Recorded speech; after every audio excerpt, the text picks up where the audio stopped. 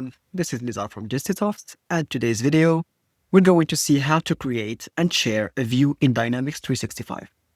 Before we jump into the demo, let's quickly understand the basics. In Dynamics 365, there are two types of views, system views and personal views. System views are created by administrators and are available to all users by default. On the other hand, personal views are created by users based on their own needs. In this video, we will focus specifically on personal views. A personal view can be customized to filter and display the exact data you want.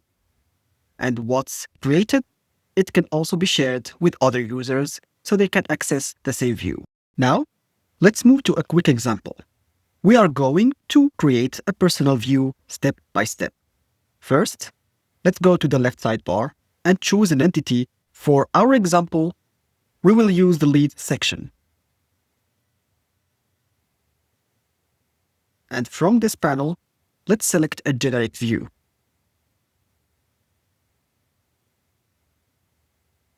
From here on, we are going to select the lead source and filter by. And here we can choose one of the filters that we would like to apply for our view. So for example, we are going to choose customer referral. And we will apply it. And here you have it. Now we have our personalized view. As you can see here, we have a bar that shows us the filter we choose. And now, let's go ahead and save this view. We click on Save as New View. And we can apply a name accordingly. So here, our filter is customer referral. So we are just going to type that.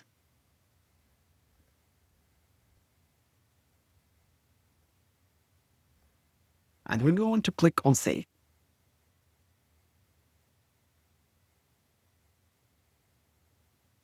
Once saved, you will notice that personal view have a small icon that appears next to the title of the view. This helps you easily identify that it's a personal view. Next, we will proceed with sharing this view with one of our colleagues. To do that, simply click on Manage and Share Views. And you will notice that there is 3 points next to our view. So we click on it and we click on Share. And here on, we just need to type the name of our colleague. We click on him. After that, we select the colleague. At this step, you can also customize the permissions you want to give. For example, whether they can only view the data or also make changes. So for me, the permissions I want to give are the possibility to read and to share. So I select them and I click on Share.